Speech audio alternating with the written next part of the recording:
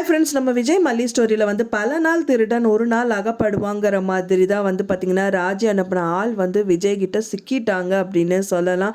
So அவர் பார்க்கறக்கு லூசுத்தனமாக இருக்குன்னு சொல்லிட்டு ராஜியும் வந்து அவன் பேசினதே சரியில்லையே, ஜோக்கர் மாதிரி இருக்கானே அப்படிங்கிற மாதிரி தான் நினச்சிட்டு இருக்காங்க.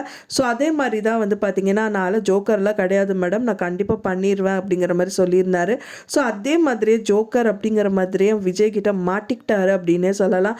ஸோ ஆனால் நிஷா அனுப்பின ஆள் வந்து பயங்கர விவரமான ஆள் தான். பட் ஆனால் நர்மதா வந்துட்டு ஒரு நல்ல அவங்க வந்து அவங்க உயிரையே காப்பாற்றிட்டாரு அப்படிங்கிறதுக்காக அவங்க மனசையே மாறிட்டுவாங்க.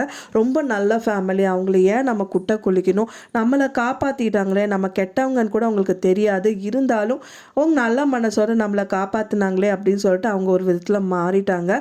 ஸோ அதுவே அவங்களுக்கு வந்து பார்த்திங்கன்னா மாற்றங்கள் இருக்கிறதுனால அவங்கள காப்பாற்றி கொடுக்கும் அப்படின்னே சொல்லலாம். பட் ஆனால் ராஜி அனுப்பின ஆள் அப்படி கிடையாது. ஸோ காசுக்காக வந்து மாரடிக்கிறவர் அப்படிங்கிறதுனால ஈஸியாகவே வந்து விஜய் கிட்ட சிக்கிட்டார். அவர் எப்படி சிக்கினார் அப்படின்னா மயக்கம் போட்டு காருக்கு பின்னாடி விழுந்திருக்காரு. ஸோ அதை பார்த்தவொடனே Vijay and then Venba and Malli எல்லாமே வந்துட்டு பார்த்திங்கன்னா அவங்கள தெளிவுபடுத்திட்டு வந்து எழுப்பி நிற்க வைக்கிறாங்க. அதுக்கப்புறமா விஜய் வந்து எனக்கு ஹாட் வாட்டர் வேணும், என்னை ரூம்க்கு எடுத்துகிட்டு வாங்கங்கிற மாதிரி சொல்கிறாங்க.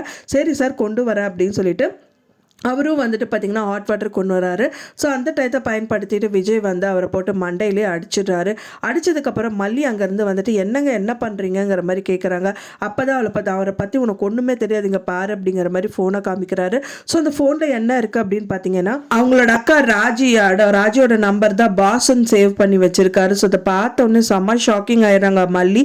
ஸோ அப்போவே அவங்களுக்கு ஒரு பயமே வந்திருக்கும், வேண்டாங்க இதுக்கப்புறம் அங்கே வேண்டாம், தயவு செஞ்சு நம்ம வீட்டுக்கு கிளம்பி போயிடலாம், எனக்கு வந்ததுலேருந்தே எனக்கு மனசில் நெருடலாகவே இருந்துச்சு, ஸோ பார்த்தீங்களா இதெல்லாம் தான் வந்துட்டு எனக்கு காமிச்சு கொடுத்துருக்கு, வேண்டாங்க அப்படின்னு சொல்லிட்டு அங்கேருந்து கிளம்பிருக்கு. நிறையவே பாசிபிலிட்டிஸ் இருக்குது. அப்படி கிளம்பிட்டாங்க அப்படின்னா வெண்பா குட்டி அண்ட் விஜய் அண்ட் மல்லி வந்து கண்டிப்பாக சந்தோஷமாக இருப்பாங்க. கிளம்பாமல் அங்கேயே இருந்தால் தான் எப்படியோ நர்மதா அவங்க தடுத்தாலும் வந்துட்டு அந்த பர்சன் கூட இருக்கிறவர் வந்துட்டு அவரும் வந்து ஸ்ட்ராங்காக வெண்பாவை கடத்தணும்னு சொல்லிட்டு தான் இருக்காங்க. ஸோ இந்த சைடில் ராஜியோட பர்சன் மாட்டிக்கிட்டாலும் ஏதோ ஒரு விதத்தில் வந்துட்டு ஏதாவது விஷயங்கள் வந்து பண்ணிகிட்டே தான் இருப்பாங்க. ஸோ அதனால கண்டிப்பாக அங்கேருந்து கிளம்பி போயிடுவாங்க அப்படின்னு தான் எதிர்பார்க்கப்படுது.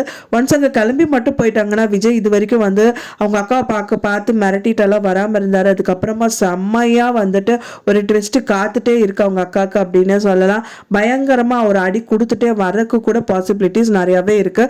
ஸோ அதை யாரெல்லாம் வந்து எதிர்பார்க்குறீங்க அப்படின்னு சொல்லிட்டு மறக்காமல் எனக்கு கமெண்ட்ல ஷேர் பண்ணுங்கள் ஃப்ரெண்ட்ஸ். நீங்கள் என்ன நினைக்கிறீங்க அப்படின்னு சொல்லிட்டு உங்களோட கருத்துக்களையும் எனக்கு ஷேர் பண்ணுங்கள். நான் சொன்ன இந்த தகவல் உங்களுக்கு பிடிச்சிருந்தா மறக்காமல் லைக் பண்ணுங்கள், ஷேர் பண்ணுங்கள், கமெண்ட் பண்ணுங்கள், சப்ஸ்கிரைப் பண்ணுங்கள்.